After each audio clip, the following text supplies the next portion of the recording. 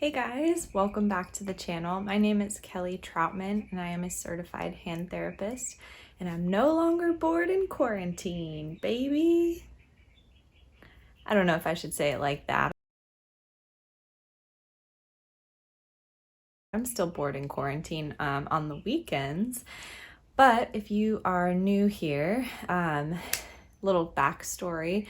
So back about 7 weeks ago, I took a voluntary leave of absence from work, and then about 2 weeks after that, I was actually furloughed when I had wanted to kind of come back to the clinic. So I was off work. I was off work for about 6 weeks during shelter in place, and 2 weeks ago, I was asked to come back to work. So I'm so happy. It's been really nice to get back to treating my patients and doing everything, like how I want to do as a hand therapist. So I thought today maybe I would talk through some of the controls essentially that our clinic has put into place to keep our employees as well as our patients safe during COVID and shelter in place. So the first thing that we do in our clinic, the day before a patient has an appointment, our admin or our front desk person will actually call to confirm their appointment. And at that first step of contact, we do a screen. So we're asking the patients if they have had any symptoms or if they've been exposed to anybody with symptoms similar to COVID. And then we also ask if they have traveled in the past 14 days by plane.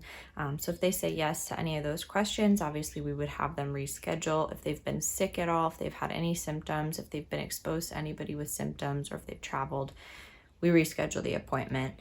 And then we actually also ask those same questions the day that they come into their appointment. We take their temperature at the front desk.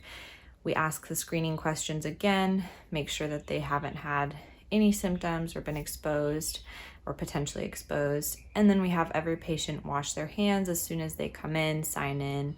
They go back and they wash their hands before we bring them back into the clinic for treatment. We also have our waiting area set up so that each chair is spread apart by 6 feet so that people can sit but be social distanced as well. We have all of our treatment tables set up with, again, 6 feet of distance. We do have at the front desk some taped guidelines of kind of little X's on the floor so that they know where they can stand safely and be apart from each other while they're waiting to schedule more appointments or talk to the front desk person as well. And then our treatment tables, again, are spread apart. So when we bring our patients back, they have kind of their own little treatment area. Each table, we have 6 right now in the clinic, treatment tables. And then we also have 3 therapists working at the time. So again, we're not staying super busy. We're trying to keep as few people in the actual clinic room as possible at one time, so that we don't stuff the room with people. And it's actually been pretty nice having like a little bit more treatment space. You feel like each person has kind of their own private little treatment area. We have ultrasound machines kind of on little wheeled carts in between. So we basically have 2 rows of 3 tables, and then the ultrasound carts are kind of in the middle, so we can get to each table with ultrasound machines and have access to the outlets. We also have 3 kind of documentation stations or evaluation stations. So each therapist has their own little pod. And we actually, in our room, have curtains where we can kind of pull the curtain around the evaluation table if we need a little bit more privacy. But it's nice to have a little bit of a private area where the patient can kind of feel comfortable to tell us their medical history and all that kind of stuff without being right next to another person. And then we also have, as a therapist, it's nice to have a space to come back and document and not be interrupted all the time. And so those are also spread out by 6 feet, so we're not right up next to each other. And then we also, with regards to like masks, so all of the employees in the treatment area are wearing N95 masks. We do have a limited supply and we're trying to conserve and preserve the supply of masks for providers in hospitals and people that are caring for COVID patients as well. So we are reusing our masks at this point. We have a alcohol spray that every night before you leave, you kind of saturate your mask with the alcohol spray, both the outside, the inside, and then you leave it overnight to dry. And we're using those masks for about a week to 2 weeks. If somebody coughed on you or sneezed, or you felt like you got exposed, obviously you would get a new mask. But we're just trying to preserve and conserve the masks as much as possible. But we are within, very close distance of our patients because we're providing hand therapy services. So it's a lot of hands-on within 3 feet of the person. You're right up next to them. So it's important to have those masks to be protected. We also require that our patients have some sort of face covering or mask. We don't let them in the clinic if they don't have it. We do have a small supply of N95 masks again, and so if someone does not have a mask with them or a face covering with them, we can issue one to the patient. We log it in their chart and we ask them, you're only going to be given this one mask, so you need to bring it back for every follow-up session that you have. So we're keeping everybody with face coverings the entire time that they're here. Therapists and techs are also wearing gloves when we're working with patients or any kind of exposure that we might have. Okay, and then as far as therapeutic exercises or activities go, we're cleaning all of the equipment. Anything that gets touched in between each use, it's getting sanitized, sprayed down with alcohol, letting that sit for a couple minutes, and then wipe down before it gets put back. We clean all of the desks, the chairs, everything, the ramps that their arm is resting on. We clean everything in between each use to avoid potential cross-contamination.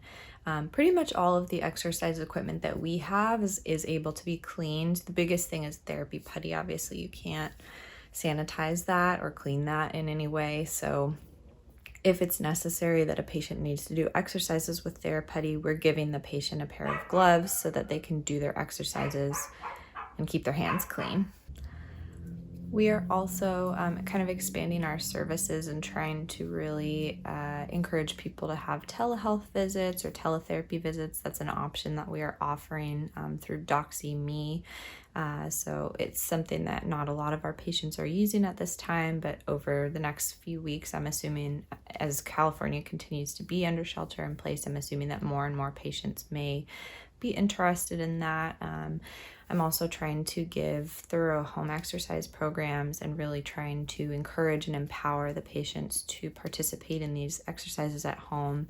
I'm keeping treatments efficient and kind of time effective, so not trying to keep people in the clinic for a super long amount of time, just trying to kind of get them in and out, hitting the most important treatment points each time, but not trying to kind of keep them in that exposed environment for a very long time, because they can do a lot of their exercises or stretches at home.